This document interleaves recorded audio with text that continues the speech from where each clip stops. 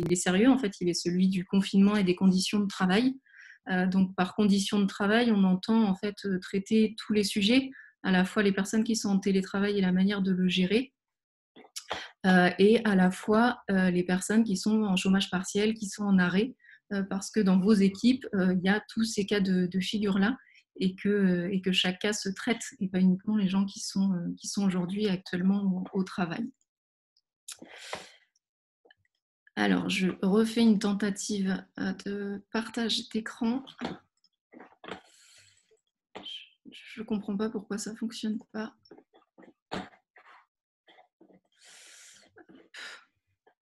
Bon, ça ne fonctionne pas. Arnaud, est-ce que ton partage d'écran fonctionne ?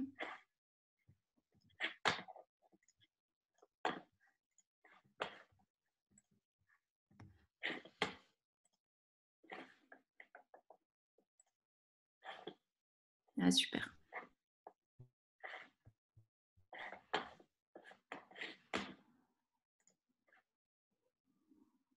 Super. Alors, si on peut aller au tout début.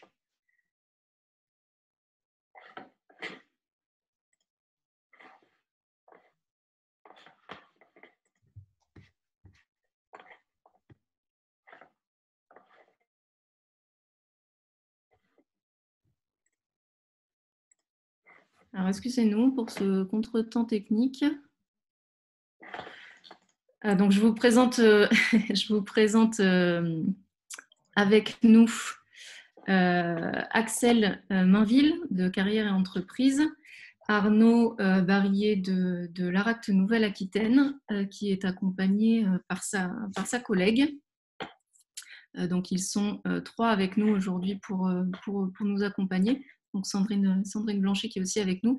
Et puis, mon collègue Florent qui est en back-office avec Mathilde pour assurer la prise de notes. Donc,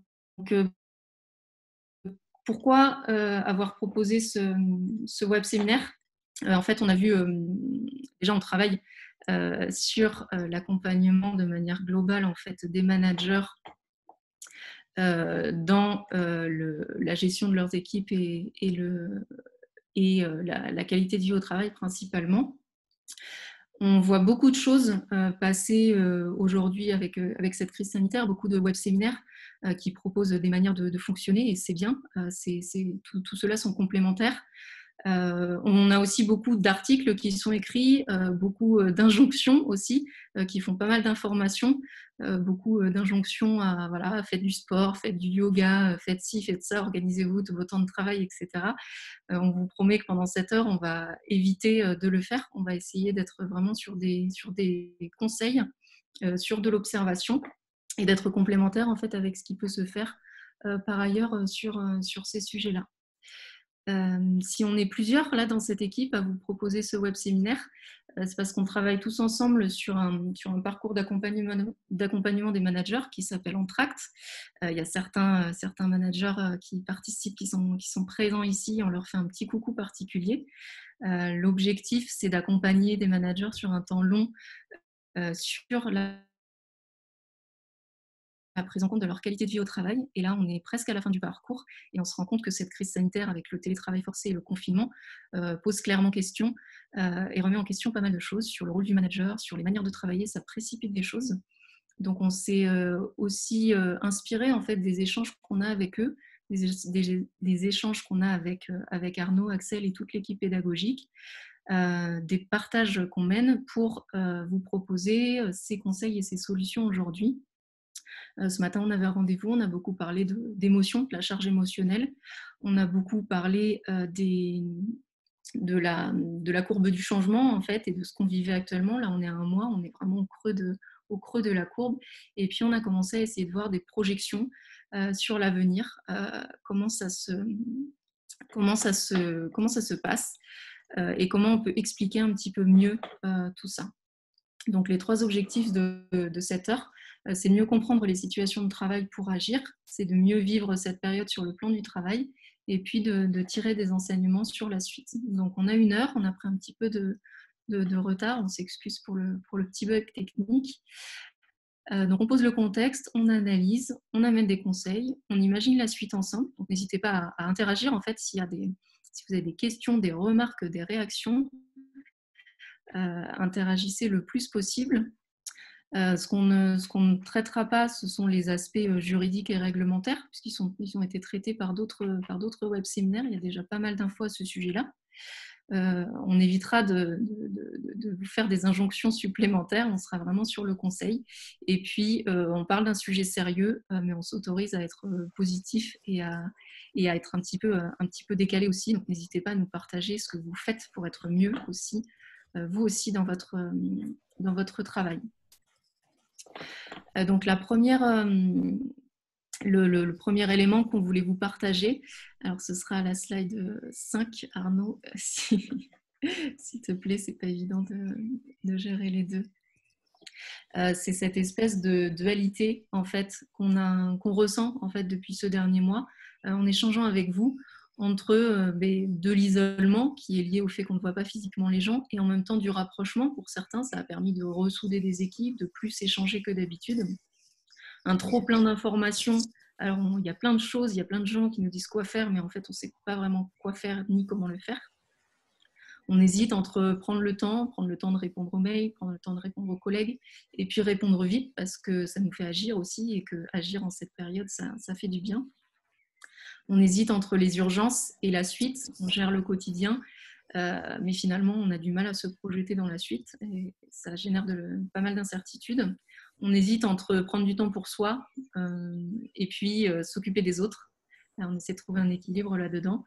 Entre l'humain et le professionnel, ça c'est vraiment le ressenti majeur des équipes, c'est qu'on prend peut-être un petit peu plus soin de l'humain que d'habitude, ou du moins on se rend compte que c'est important.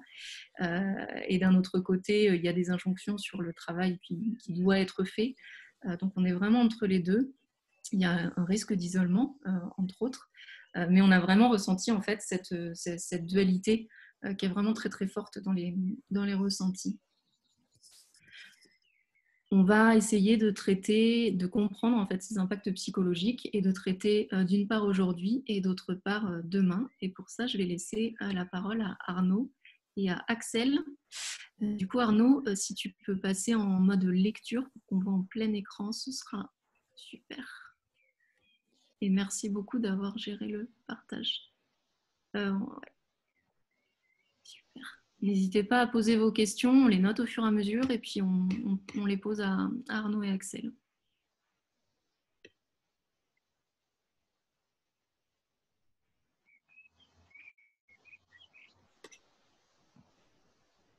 Est-ce que ça s'affiche correctement là? Non, on est toujours sur une petite version. Si tu mets lire là en haut à droite. Ouais, c'est que ça prend pas là. Est-ce que sur cette version-là, on n'y voit vraiment pas du tout ou un petit peu quand même? On ne voit pas tout exactement. D'accord. Alors, il faut peu. que je supprime le partage de Si, ça cette va. version et que je mette le partage de celle-là et ça devrait aller un petit peu mieux.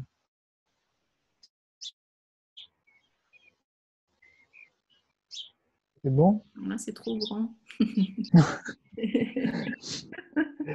Là, c'est bon. C'est bon. C'est bon là? C'est bon pour vous? C'est bon. Ok, Merci. super.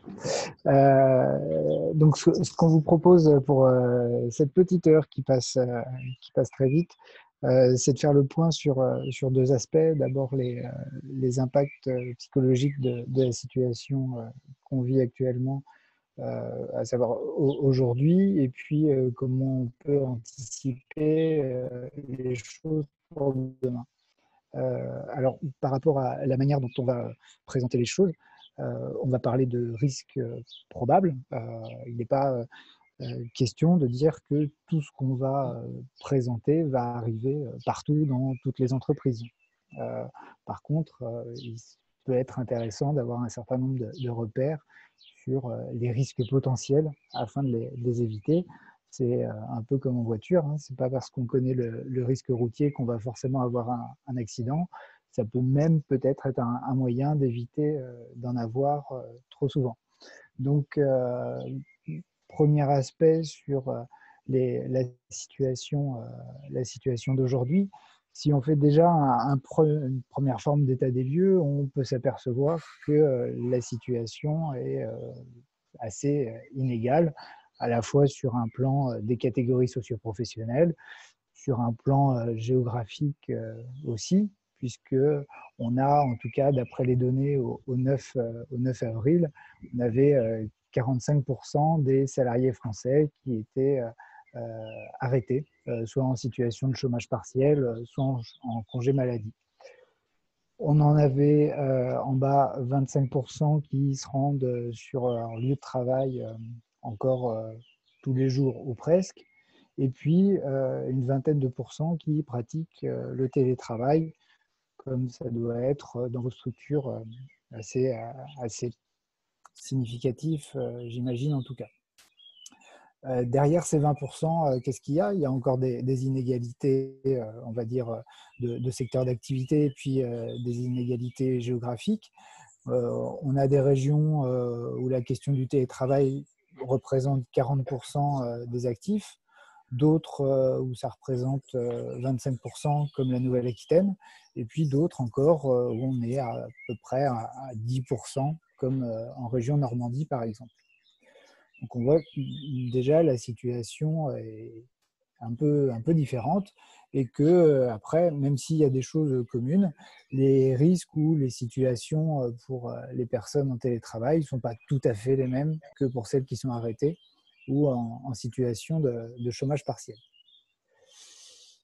Les premiers enseignements par rapport aux questions de la situation qu'on traverse aujourd'hui, c'est que voilà, ces situations révèlent des formes d'inégalité sociale, et puis des formes aussi d'impact sur la santé qui sont susceptibles d'être un peu différentes.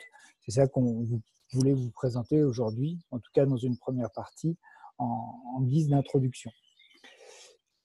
Donc, chez certains, on aura un risque infectieux par rapport aux personnes qui sont encore sur du travail sur site, de l'insécurité économique pour ceux qui sont en chômage partiel. Quand est-ce que je vais reprendre? Comment est-ce que je vais reprendre? Donc, tout ça, ça peut avoir des impacts en termes de stress professionnel. Et puis, il faut aussi tenir compte de facteurs individuels, avec des individus qui ne sont pas tous égaux face à ce phénomène, en fonction de leur expérience de vie et puis de leur état de santé actuel ou passé. Et puis ensuite, avec des effets qui sont eux aussi bien différents d'un individu à un autre. Axel, tu voulais intervenir? Oui, je voulais juste te dire que c'est ce qui va expliquer l'impossibilité de prévoir les réactions de vos collaborateurs parce que justement, il y a ce que vous mettez en place, mais il y a aussi ce qu'ils sont. Et c'est ce qui va faire qu'on ne peut pas présupposer que tout le monde va réagir de la même manière et qu'il y a une part un peu d'individualité dans la manière qu'on a de le vivre, mais peut-être aussi dans la manière que vous aurez ou que vous avez à gérer vos collaborateurs.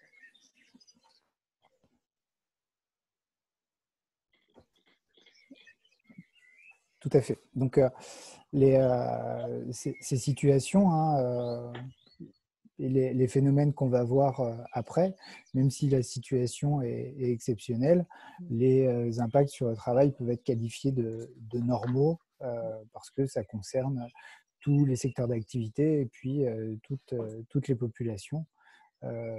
Encore une fois, je rappelle que ce ne sont pas des choses qui vont arriver, ce sont des risques dont il faut être conscient pour peut-être mieux les anticiper ou mieux les traiter si jamais on a des premiers signaux ou des signaux faibles, comme on dit, d'apparition de ces tensions. Alors, des effets qu'on peut distinguer sur une partie des dimensions individuelles, avec des phénomènes d'anxiété, de déni, déstabilisation, etc. Et puis des aspects plutôt collectifs sur le fonctionnement. On voit aujourd'hui qu'il y a beaucoup de web séminaires, de supports qui sont présentés, qui vont mettre l'accent plutôt sur les dimensions individuelles, du type trouver vous-même vos propres solutions pour bien vivre cette situation. Ça peut être intéressant. De notre point de vue, sur une dimension organisationnelle, c'est pas forcément l'unique recours. Il peut y avoir aussi des choses à la main des entreprises et des managers pour maintenir des formes de collectifs structurants. Le collectif étant ici considéré comme une ressource pour faire face aux difficultés. Donc, des effets individuels qu'il faut avoir en tête, qu'il faut accompagner, et puis des effets collectifs qui sont des ressources, et donc ça peut être aussi, enfin, ce sont des ressources aussi à réserver, à la fois pour la situation actuelle et pour la situation future. Alors, je vais peut-être préciser, Arnaud, que la logique des symptômes que tu as décrits sur les composantes individuelles et collectives, là, sur le stress inédit, l'anxiété de masse, elles peuvent survenir quelle que soit la situation dans laquelle est la personne, c'est-à-dire qu'elle soit en travail ou pas, qu'elle soit en chômage partiel ou pas, qu'elle soit en télétravail ou pas.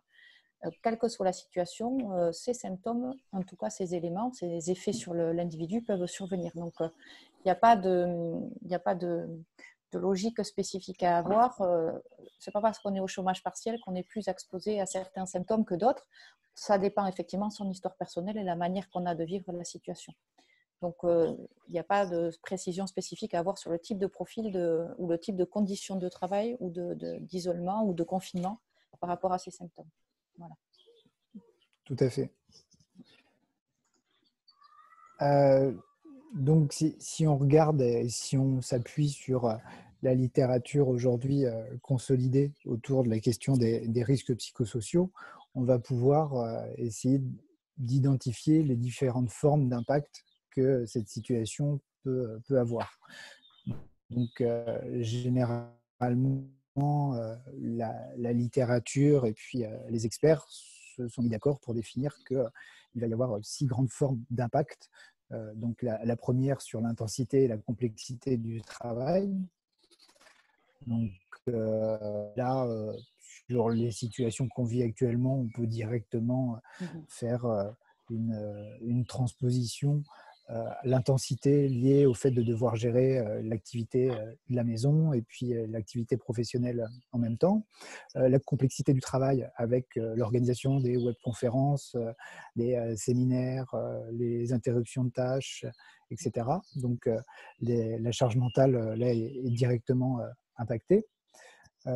Sur la question de l'autonomie et des marges de manœuvre, là aussi, on voit qu'au niveau des circuits de décision, les choses peuvent être un petit peu perturbées. Sur les exigences émotionnelles, là, on n'est pas que sur les aspects de télétravail. Les exigences émotionnelles, on va aussi les retrouver sur le travail sur site. Donc, avec le fait pour certains professionnels d'avoir peur d'être exposés au virus et puis d'avoir à cacher cette peur, voilà, ça peut être un facteur de stress supplémentaire. D'ailleurs, ça peut permettre déjà d'aborder la question du demain dans les offices de tourisme. Voilà, il y aura peut-être à traiter cette question de l'exigence émotionnelle, d'avoir à gérer sa propre peur d'être contaminé par des personnes qui arrivent au guichet ou la peur soi-même de contaminer quelqu'un. Donc, ça peut être aussi, on voit déjà des indicateurs qui vont permettre de traiter la suite. Autour des relations sociales, on voit bien que les formats de réunions à distance via les outils numériques peuvent complexifier un petit peu la question des relations et puis la régulation aussi de ces relations, notamment pour les managers. Et puis des choses autour des conflits de valeurs entre les exigences habituelles quand on est en travail sur site et puis les exigences sur la qualité du travail qu'on peut fournir quand on est en mode dégradé chez soi, quand on se prend un ballon de football dans la tête parce qu'on est en train d'animer une webconférence dans le jardin ou tout autre type de risque. Et puis, sur la question des conflits de valeurs, il y a quelque chose qui est particulièrement important ici, c'est comment on évalue la qualité du travail d'un collaborateur quand il est à distance, comment moi, la qualité de ce que je produis peut être reconnue, comment elle est mise en débat. Donc là, on est vraiment sur des questions importantes et puis actuelles, c'est-à-dire à l'heure du travail à distance, du télétravail, comment on maintient cette question de la reconnaissance du travail effectué et comment on identifie réellement la qualité de la production ou de la réalisation du travail des individus.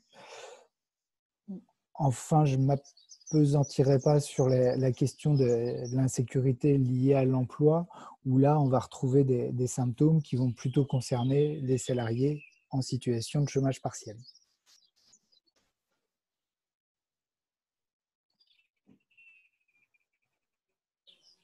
Arnaud, Si co-intervenants souhaitent rajouter quelques éléments. Moi, je voudrais rajouter quelque chose sur les exigences émotionnelles.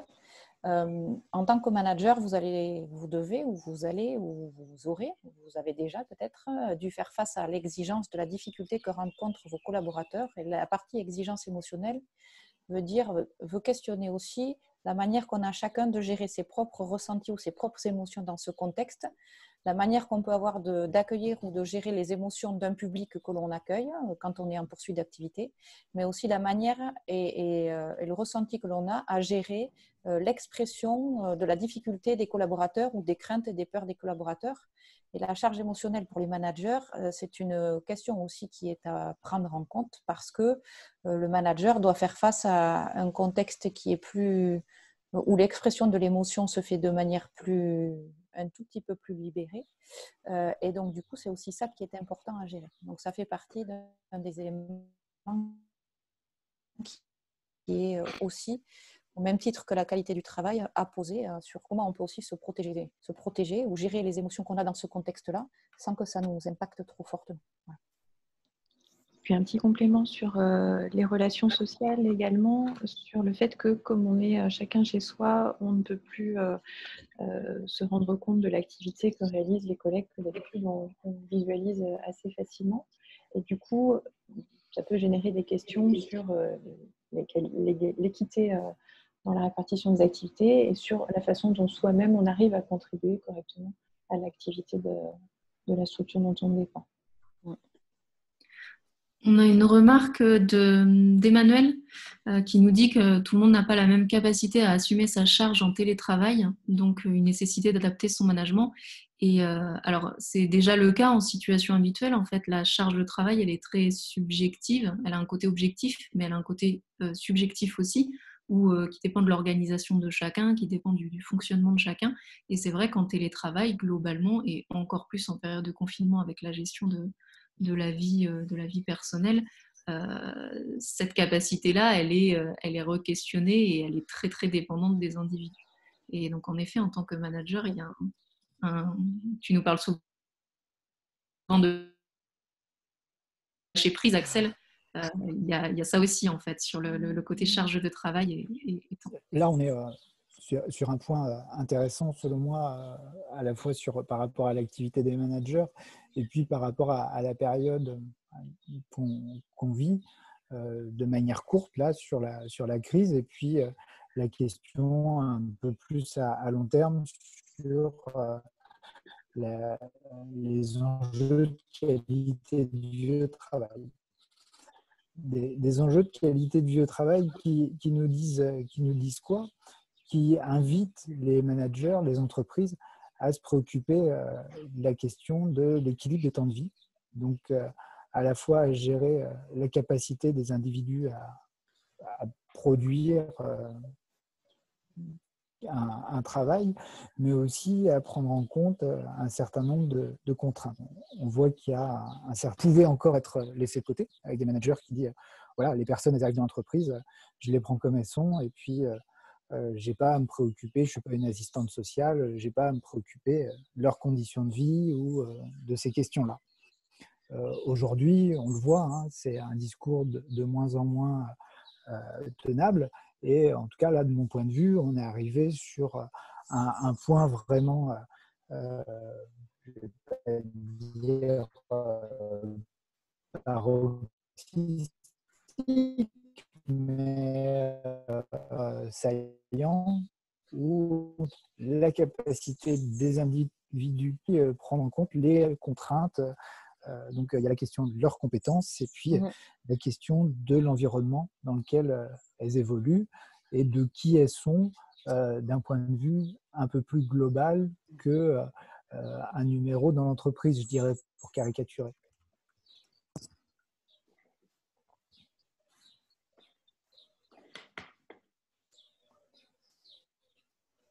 J'ai une voix de robot. Je suis une machine.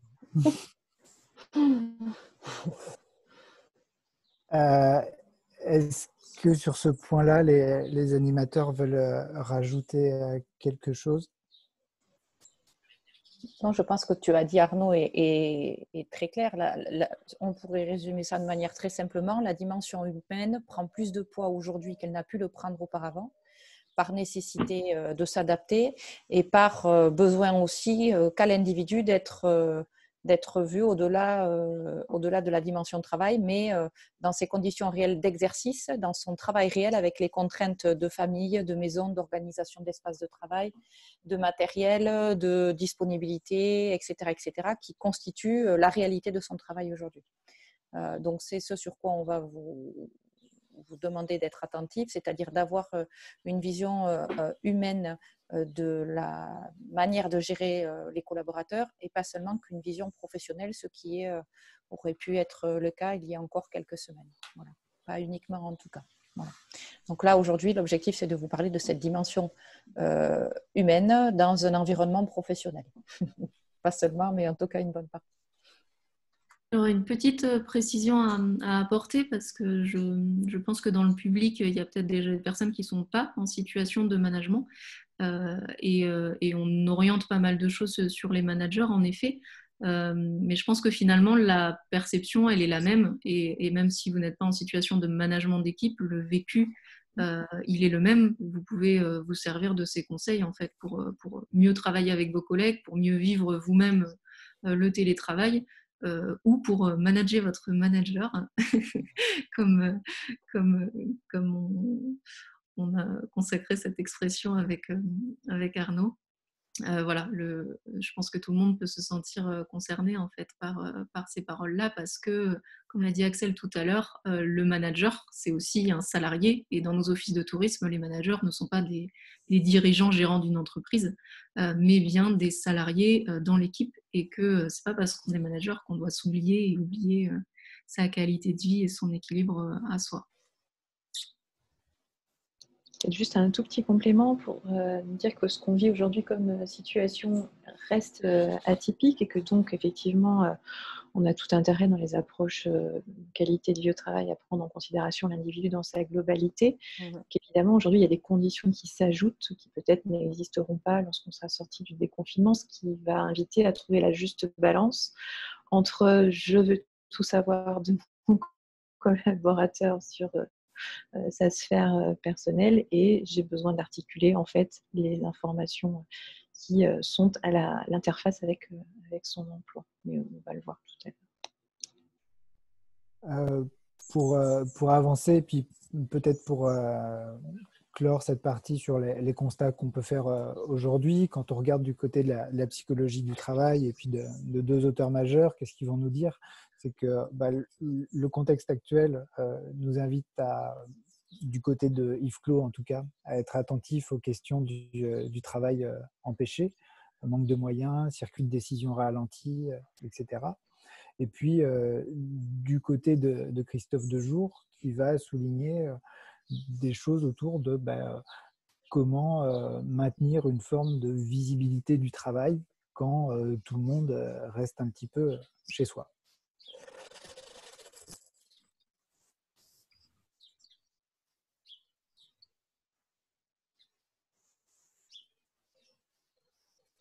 On va avancer rapidement sur la question de, maintenant qu'on a fait ces constats, qu'on a identifié les risques potentiels, qu'est-ce qu'on fait pour les prévenir? Alors, on ne va pas dérouler l'intégralité in extenso du Yaka Faucon, parce que, et d'une, c'est un peu facile, et puis de deux, c'est un peu long, mais simplement dans les grandes lignes, hein, c'est recueillir l'avis des salariés et des managers. Peu importe le moyen, voilà, il y a plusieurs canaux aujourd'hui qui sont à notre disposition, mais ça fait partie des choses importantes. D'ailleurs, on pourra vous proposer un certain nombre d'outillages qui sont disponibles sur le site de l'ARACT pour garder le lien, justement, des outils qui ont été conçus dans ce sens-là. Maintenir la question du dialogue social avec le rôle du CSE ou des représentants du personnel qui doit être maintenu pendant ces périodes-là, voire renforcé. Repérer les signaux individuels de la souffrance. Alors là, vous pourrez faire votre petit marché. Hein. Ce n'est pas les indicateurs qui manquent hein, sur l'irritabilité, la fatigue, le désinvestissement, etc. Et puis les signaux d'alerte collectif. Ce qui est compliqué dans ces périodes-là, c'est qu'on est sur un temps court, que nous, on invite plutôt généralement les entreprises à regarder l'absentéisme dans la durée avec la question de l'évolution des populations, etc. Là, les choses sont compliquées, il faut réagir assez rapidement. Donc, ça ne simplifie pas le travail.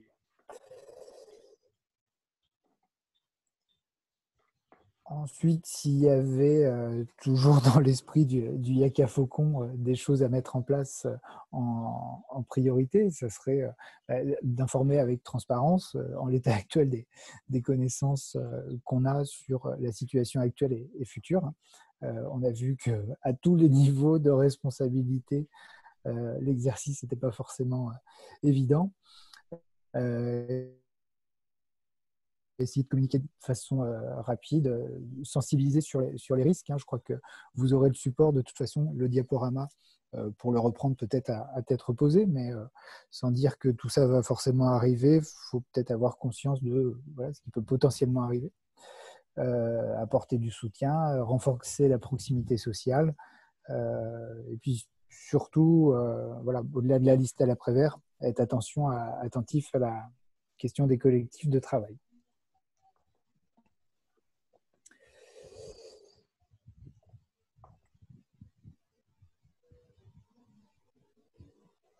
Voilà, oui, bien sûr qu'on enverra le diaporama avec des compléments. Quand on dit être attentif aux signaux faibles et aux questions de souffrance, hein, il y a différents registres qu'on distingue dans les risques psychosociaux, différentes manifestations. D'abord sur le registre des comportements avec de l'agressivité, etc. Des problématiques d'ordre intellectuel sur des oublis, des erreurs, des problèmes de concentration. Un registre aussi sur la question des émotions avec l'irritabilité ou des collaborateurs qui peuvent ressentir une forme de mal-être, et puis sur un registre physique, des enjeux de fatigue, de douleur, de sommeil perturbé, etc. etc. Donc, en résumé, par rapport à cette partie aujourd'hui, que faire? Garder quand même à l'esprit, que ce soit à tous les niveaux de l'entreprise, que cette question de la prévention des risques psychosociaux fait partie des obligations de l'employeur et que si elle est intégrée dans le fonctionnement quotidien de la structure, si tout le monde en est informé, c'est plus simple. La question du maintien du lien avec les individus, peu importe par le biais, Rester vigilant sur la qualité du travail. C'est un petit peu les enseignements par rapport à la psychologie du travail, de ce qu'on peut retenir de jour. Hein. C'est que c'est pas parce qu'on est à distance que le travail se fait pas, qu'il peut pas y avoir du travail de qualité, et que un jugement qui est porté sur le travail, c'est aussi important en termes de reconnaissance, surtout en cette période, je dirais. Et puis enfin, garder le sens de ce qu'on fait, l'utilité, pourquoi on travaille, et peut-être se projeter dans le temps long, et puis inviter les uns et les autres à réfléchir sur comment, par exemple, demain, on se rendra plus utile auprès des professionnels, des visiteurs, des touristes, etc., etc.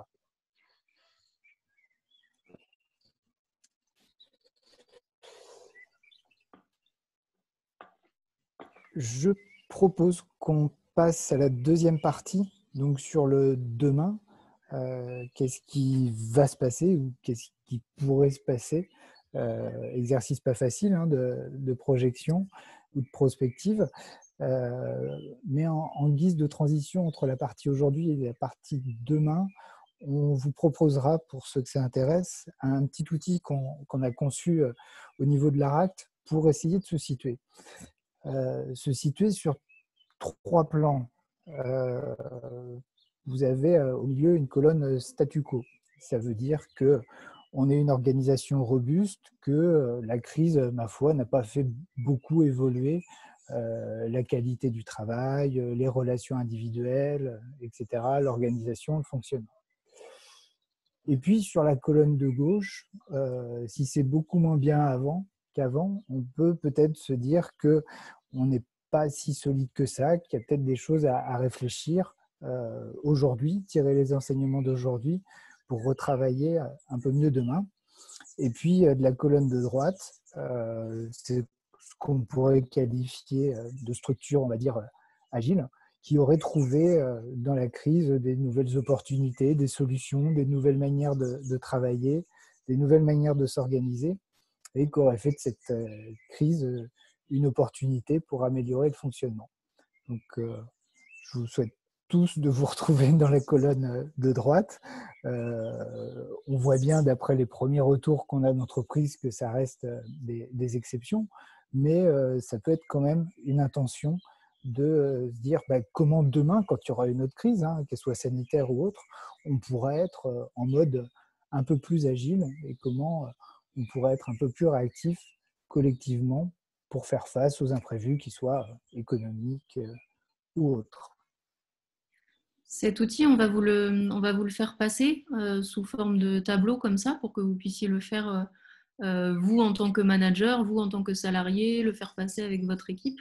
Et on va aussi vous le faire passer sous un formulaire en ligne que vous pourrez aussi faire passer à vos équipes comme ça. Ça nous permettra aussi de notre côté d'avoir un petit peu un ressenti, de faire un petit baromètre en fait d'où vous en êtes dans vos structures et de ce qui s'est passé pour vous au regard de ce dernier mois. Donc on vous enverra le lien avec le replay et puis tous les petits outils de ce web séminaire. Juste un petit point timing. Bon, je suis désolée, on a démarré avec un petit peu de retard. On risque de déborder d'une dizaine, voire une quinzaine de minutes, si ça vous convient.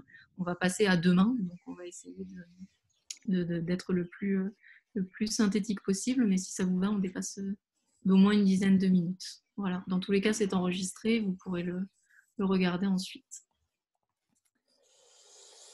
Donc, sans plus attendre, demain, avec 2 parties, les questions de risque de stress post-traumatique et tension organisationnelle, et puis l'autre sujet qui est anticiper demain, anticiper la reprise, se préparer. Sur les questions de stress post-traumatique, on ne va pas reprendre la définition du DSM-5, mais on voit que par rapport à la situation actuelle, cette terminologie de stress post-traumatique peut être un petit peu, on va dire, pas exagérée, mais pas forcément appropriée.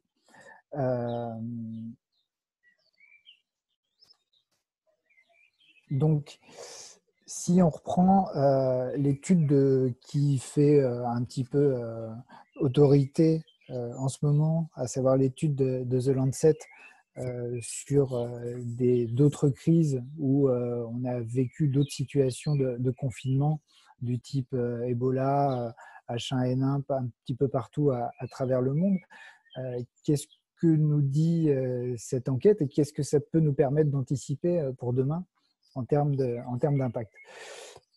Cette enquête nous dit que les situations de quarantaine ont un effet sur un impact psychologique sur les individus, ce qui est pas bon en soi, mais ce qui est un peu rassurant, c'est que visiblement cet impact ne se prolonge pas sur un terme très long.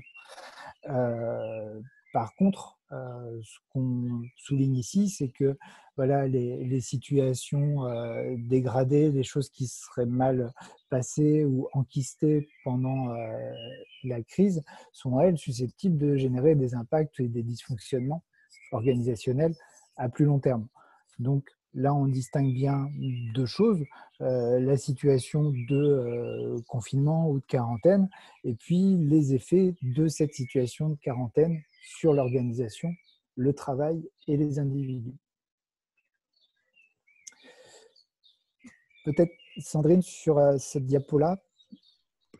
Oui, pour préciser peut-être que vous allez finalement vous retrouver à retourner sur vos lieux de travail, un peu comme de nouveaux arrivants, d'une certaine façon, parce que l'absence aura été longue, et que les études qui ont été menées, notamment au travers des publications que réalise l'INRS, montrent qu'il y a un certain nombre d'effets sur les nouveaux arrivants en matière de prise de risque, et que ça génère une accidentologie plus grande. Donc, dans les effets qu'on peut constater sur la prise de risque, il s'explique par un certain nombre de paramètres.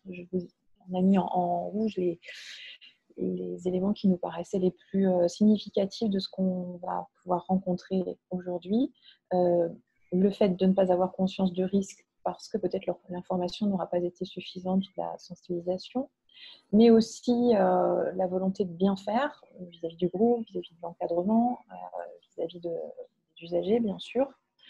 On peut aussi avoir un renforcement par le fait que jusqu'à maintenant, on n'a pas été malade, et donc, eh bien, du coup, on peut continuer à fonctionner de la même manière. Mais bien sûr, il ne s'agit pas forcément que du risque lié à la contamination, c'est-à-dire que tous les gestes qu'on va devoir réactiver en tant que professionnel, ça fait un petit moment qu'on ne les a pas faits, et donc on peut aussi être dans ces raisonnements où c'est identique. Des effets de déni, des effets aussi Goldorak, c'est-à-dire je vais essayer soit de rattraper tout ce qui n'a pas pu être fait, ou voilà, de sauver un peu la situation. Bref, un certain nombre d'éléments dont il faut avoir conscience pour que quand les personnes reprennent le travail, vous puissiez les accompagner sans une prise de risque exagérée, puisque statistiquement, on sait que le retour au travail est générateur d'accidents. Voilà, je propose d'être assez concis sur cette partie, les risques demain, avant de passer à comment on s'organise pour la suite. Axel, peut-être avant de passer à qu'est-ce qu'on peut faire pour préparer demain, est-ce que tu as des compléments à apporter? Oui, je trouve que ce document est assez clair. En fait, ce que ça dit, c'est qu'effectivement, vous allez avoir des collaborateurs qui vont vouloir revenir en mobilisant un maximum de ressources pour toutes les raisons qui sont expliquées ici, en se mobilisant au maximum, quitte parfois à mettre leur santé et leur sécurité en danger, dans une volonté de bien faire ou dans une volonté de faire partie du groupe. Donc, effectivement, c'est important de le savoir parce que dans la logique de retour, il y aura quand même une question à se poser sur, notamment pour ceux qui ont une fonction managériale, de savoir comment ils vont avoir un discours et une vigilance sur un niveau de travail acceptable ou correspondant à ce que peut produire un individu. Et comment il peut avoir un regard effectivement un peu particulier sur les mises en danger, puisque clairement il s'agit de ça pour certaines situations, de ne pas avoir le danger ou au contraire de se mettre en sur-régime pour pouvoir satisfaire un petit peu tout le monde. Donc, en connaissant un petit peu les erreurs ou les choses que peut mettre en œuvre un salarié pour faire face à la situation, ça vous donne un niveau de vigilance un peu plus important et peut-être une logique de sensibilisation qui était intégrée pour le post-confinement. Voilà. Maintenant, on peut peut-être passer à la dernière partie, anticiper la reprise. Donc, si dès aujourd'hui, il y a des choses qui ont été menées ou mises en œuvre sur la question de la gestion des tensions actuelles, on peut se dire qu'on est un peu prémuni contre les impacts, non pas de la quarantaine, mais les impacts liés au dysfonctionnement de la quarantaine. Après, sur la planification des actions, quelques points, hein. Garantir le sens de l'effort de chacun dans ce qu'il a pu mettre en œuvre, rassembler autour d'un objectif commun et puis chercher à maintenir l'attractivité par des conditions de reprise satisfaisantes, mais ça veut dire les préparer. Les préparer et puis se préparer. Se préparer, ça veut dire quoi? Ça veut dire que la situation va soulever un certain nombre d'attentes. On le voit, hein, notamment avec le sondage Odoxa, il y a 50% des actifs qui vont vouloir poursuivre cette question du télétravail alors qu'ils ne le faisaient pas nécessairement avant. Et puis, peut-être faire face ou se préparer ou réfléchir à comment on nourrit un certain nombre d'aspirations que nous aurons inspiré la période. Hein. Diriez-vous que cette période est plutôt favorable à une réflexion sur équilibre vie pro-vie perso? Oui, pour 72% des actifs. Amélioration vie pro-vie perso, 70%. L'intérêt pour le travail, 67%. Intérêt finalement que vous éprouvez à croiser du monde tous les jours au travail, 66%. Donc on voit bien que ça soulève un certain nombre de questions, peut-être même plus ou moins existentielles, par rapport à la situation de travail telle qu'elle a été vécue. L'idée, c'est pas d'avoir toutes les réponses pour le jour de la reprise, hein, mais peut-être d'essayer d'anticiper des temps où on va se questionner autour de ça. Donc, avec un certain nombre de managers, hein, d'offices de tourisme, ce matin, on a déjà pu dégrossir, entre guillemets, sur le quoi, à savoir les points qui allaient être potentiellement abordés. C'est faire un point avec l'équipe sur le ressenti, faire un point sur les succès ou les missions empêchées, aborder les éventuelles tensions, tirer les enseignements sur l'organisation et puis tirer les enseignements sur les conditions de travail ou la manière d'effectuer son travail. Donc, toutes ces questions-là, c'est plutôt le quoi. Ce matin, on a entendu des responsables d'office de tourisme avoir des propositions intéressantes, hein, sur des formes de reprise progressive, d'abord avec en format porte close pour essayer de consolider l'équipe, faire le bilan, faire un petit déj consacré avec l'équipe au traitement de ces questions-là. Donc, il y a des choses intéressantes en termes d'expérience et déjà des managers qui se projettent sur l'organisation de ce premier jour, de cette première matinée ou de cette première semaine.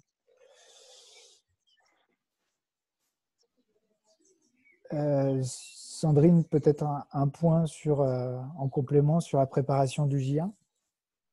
Oui, on a essayé de se dire quelles étaient les grandes familles d'actions managériales que vous pouviez avoir à mettre en place. On a catégorisé en 3 grandes familles. D'abord, le cadre d'action qui va se remettre en service. Donc, effectivement, ça passe par tout ce qui est en lien avec l'accueil du personnel, la reconnaissance et l'écoute dont je viens de parler. Et pour ça, vous avez certainement un nombre de processus qui existaient déjà auparavant et qui n'étaient pas appliqués un environnement de confinement à réguler, mais que vous allez pouvoir réutiliser. Vous allez aussi bien sûr avoir en tant que manager à remobiliser à la fois les individus mais aussi les collectifs de travail qui ont pu vivre donc les événements avec plus ou moins de bonheur. Certains gestes professionnels vont peut-être avoir été oubliés, je ne sais plus le logiciel, je ne sais plus où se trouve telle information, etc. Je ne pense pas que ce serait dans le cas des restructurations qui pourraient s'imposer à certaines structures, mais qui mériteraient d'être réfléchies malgré tout, si on doit réorganiser parce que la crise a eu des effets économiques. Et enfin, une fois qu'on a restauré le cadre et étayé les individus, il s'agit de mettre en œuvre la pratique professionnelle. Donc du coup, effectivement, de s'appuyer sur des retours d'expérience et puis de le transformer vraiment dans des choses concrètes qui seront directement visibles par vos collaborateurs, de manière à ce qu'ils perçoivent bien que les choses repartent et qu'on met en œuvre aussi en s'appuyant sur cette expérience et sur les expressions qu'ils auront pu formuler d'amélioration. Voilà.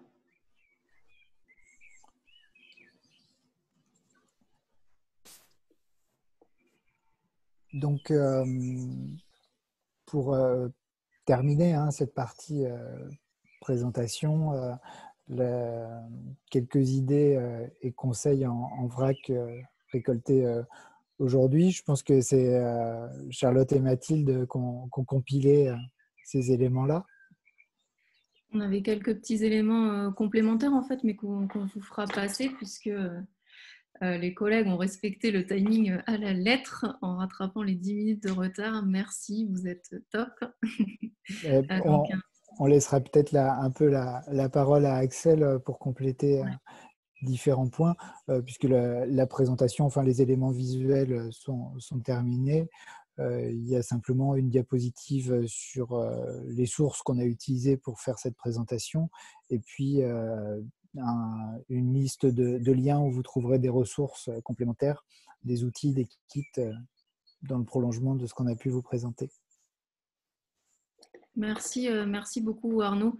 Je vais en effet voir si Axel veut rebondir parce que c'était aussi ce qu'elle nous partageait en fait sur le moyen de dédramatiser en cette période de crise. On vous a mis là quelques petits exemples de vidéos ou de petits icebreakers à partager à distance avec l'équipe, notamment un qui s'appelle l'anti-ça va, pour éviter de se poser la question ça va, mais pour engager les réunions d'équipe autrement. Donc Axel, si tu as quelque chose de plus à nous partager. Oui, je voulais rebondir sur ce qu'avait dit Arnaud sur la dernière slide ou les deux dernières slides qu'il a montrées. Je pense que ce qui est important de soulever aussi par rapport à ce que tu as dit Arnaud, c'est de voir que si vous travaillez avec vos collaborateurs de manière à minima consultative et encore, mais plus co-constructive, collaborative pour penser des nouvelles organisations, intégrant les leçons que chacun a apprises de cette expérience atypique, ça vous permettra justement de permettre une meilleure gestion des émotions parce que quand on participe, quand on a peur de quelque chose, quand on a de l'incertitude, qu'on a des craintes, etc., mais qu'on participe de manière collective à travailler sur les moyens de les dépasser, de les lever, de les prévenir, ben, du coup, on est beaucoup plus impliqué dans les nouvelles formes d'organisation qui sont mises en place plutôt que quand on nous les impose ou on nous les met à disposition sans qu'on en ait compris le sens. Donc, peut-être l'adaptation au post-confinement sera d'autant plus importante que vous arriverez à questionner vos équipes en amont sur leur vécu et sur les leçons qu'elles tirent du confinement et en aval, c'est-à-dire quand elles seront revenues, sur qu'est-ce qu'on doit garder et développer et qu'est-ce qu'on peut abandonner ou refaire ou réorganiser différemment, de manière à inventer une nouvelle forme de travail qui capitalise ce qui a été fait. C'est en fonctionnant comme ça que vous arriverez effectivement à embarquer vos équipes dans de nouvelles modalités organisationnelles. Et puis sur la partie émotionnelle, effectivement, savoir les écouter, c'est important. Savoir aussi accorder des moments de temps non productif, mais de temps de rire, d'échange, de discussion, simplement parce que c'est aussi du temps qui permet de lâcher un petit peu, lâcher ses émotions, de lâcher prise, de lâcher un petit peu ce qu'on a sur le cœur et qui permet du coup de se remobiliser avec plus de confiance sur le travail après.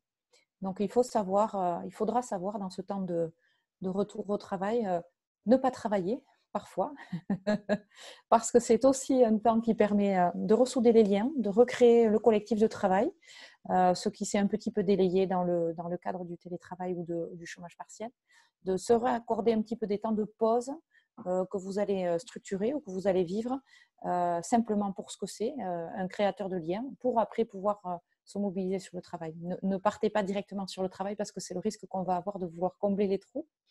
Mais prendre du temps pour soi et pour son équipe, c'est du temps que vous gagnerez pour plus tard, parce que si vous ne prenez pas le temps de construire et de construire avec votre équipe et d'écouter avec votre équipe, ça pourra avoir des conséquences ultérieures. Il vaut mieux prévenir, c'est notre discours d'aujourd'hui, anticiper, discuter, écouter, sentez, et organisez-vous de manière à pouvoir avoir une place à la fois pour l'individu que vous êtes, à la fois pour les individus que sont vos collaborateurs, et puis pour la partie travail qui aussi va faire partie de vos préoccupations quand vous allez revenir en entreprise. Voilà. Merci beaucoup Axel, merci beaucoup Sandrine et Arnaud. On vous a mis dans les slides d'après ce que l'ARACT propose en Nouvelle-Aquitaine en termes d'accompagnement. Donc l'ARACT, elle accompagne les TPE, les PME et les offices de tourisme, ça en fait partie aussi. Il y a notamment des fiches conseils métier par métier. Il y a les métiers de l'accueil qui sont concernés, donc qui peuvent aussi vous intéresser. Il y a plusieurs ressources aussi sur le télétravail et les conditions, la bonne mise en place, qui sont complémentaires avec ce qu'on vous a proposé là. Tout est compilé dans le centre de ressources de la MONA que vous avez sûrement l'habitude d'aller voir. Et puis enfin, la suite, on va la construire ensemble aussi avec les prochaines étapes à venir, avec les web-séminaires, avec les formations. Avec la suite avec les managers qui suivent le programme Entracte, et puis peut-être une autre version l'année prochaine. On vous a mis l'article en lien. Si vous êtes intéressé, vous pouvez revenir vers nous. Et puis les échanges qu'on continue à maintenir et l'analyse qu'on fera via le petit autodiagnostic dont on vous a parlé et qu'on vous enverra à la suite de ce moment. On vous a mis aussi des sources à la fin avec les différentes études, les synthèses qui sont réalisées. Il n'y a pas eu beaucoup d'interactions, c'est pas évident sur ce format-là. En tout cas, on est ravis d'avoir partagé ce moment avec vous. N'hésitez pas, si vous avez des questions qui vous viennent, il y a peut-être un temps d'intégration, de s'approprier tout ça. On vous enverra la présentation qui sera vraiment complète et détaillée avec de nombreux conseils. Voilà, merci Arnaud, merci Sandrine, merci Axel. Si vous avez un dernier petit mot à partager aux collègues, à partir de quand la présentation sera-t-elle dispo? Alors dès qu'on a fait l'extraction, qu'on réussit à la mettre sur YouTube, donc on vient de parler de qualité de vie au travail même en confinement, donc on ne va pas se mettre la rate au courbouillon comme on dit, mais ce sera disponible dans le Mona Info de demain, donc à partir de demain ce sera bon. Voilà, merci à tous. Merci à vous. Merci. Je voulais juste signaler la présence de notre collègue Isabelle Dudognon, qui est également chargée de mission et qui était là pour surveiller la zone de chat et nous aider à réguler tout ça. Merci Sandrine. J'étais discrète mais présente.